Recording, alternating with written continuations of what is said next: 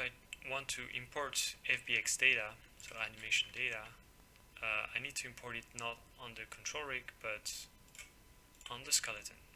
So you can select at least one bone in the hierarchy, go to File, Motion File Import, go and select some animation. You could import several FBX at the same time, of course. So I want to merge in the selected hierarchy. I prefer to do that in case I have several characters in the scene and I just want to import to that particular character. That's why I select a bone in the viewport first.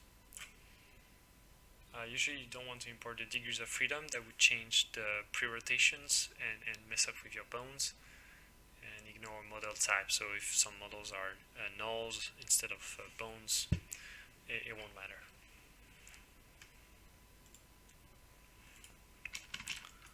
So now I have my animation, but if I go back to the control rig, nothing changed because for now it's just on the bones. So we want to do the other process, the inverse process of exporting. We want to bake to the control rig this time.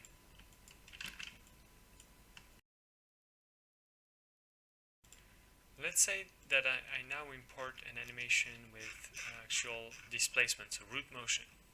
By default, you'll see the animation on the spot because I have a setup where my hierarchy of bones is constrained to the root bone controller. So the root here is constrained to my root control. You can see my constraints. I have don't touch driven constraints, so like the animators know they're not supposed to go and mess with those constraints. I have roots constrained to controller, so the root follows the control, and that's actually active and at 100%. And I have the opposite constraint. I have the controller constrained to the root. This is also active, but the weight is currently 0%. So it's the controller that's driving the bone and not vice versa. So I call that the animation mode. But because I'm importing this animation, I actually want it to be reversed.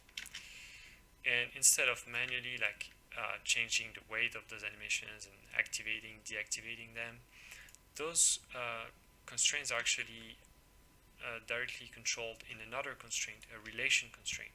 So here I have my import relation, and when the import mode is active, it turns certain constraints to 100% and others to 0%, and some other constraints vice versa.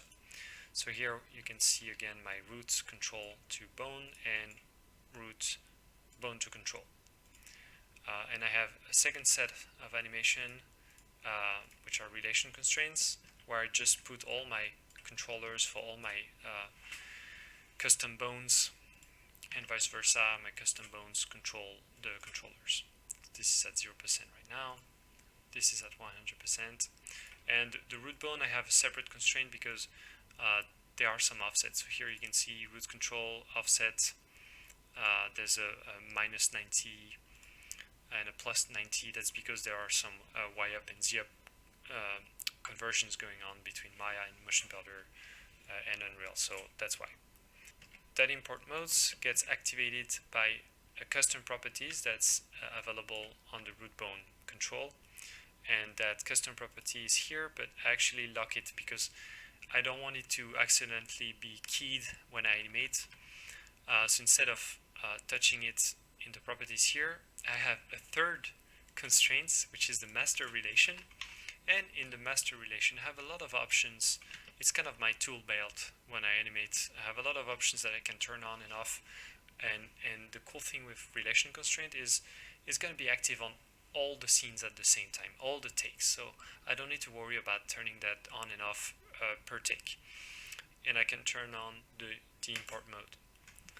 And we can see now that it changed, and I actually have the displacement of the root. So the curves, if I select the root bone, not the root control, the curves that are here. So I have some translation on the z-axis. I also have a minus 90 rotation because it's a strafing cycle. So this guy is like going to the left but orienting to this direction here. This is not correctly playing. So I can bake to the control rig. So now if I try to move my root, nothing happens. I can disable the import mode. so now I can actually edit the animation if I need to.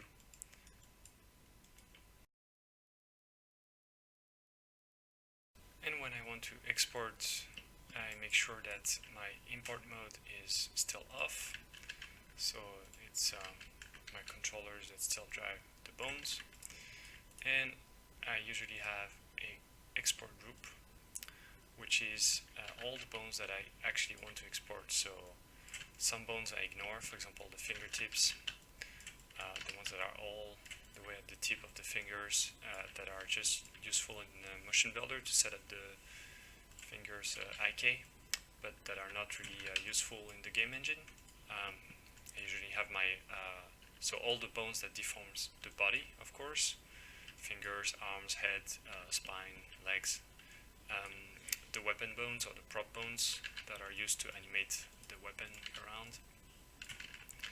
And I usually have also the twist bones, though sometimes in game engines those are actually set up in the game engine directly, so they may or may not be exported. It's the same for the armor or the cloth bones. They are not always exported because sometimes they're just simulated with physics directly in the engine. And of course I want to make sure my animation is baked, so if I go to source none, I see that my animation is not baked. It still moves forward because my root control is driving everything.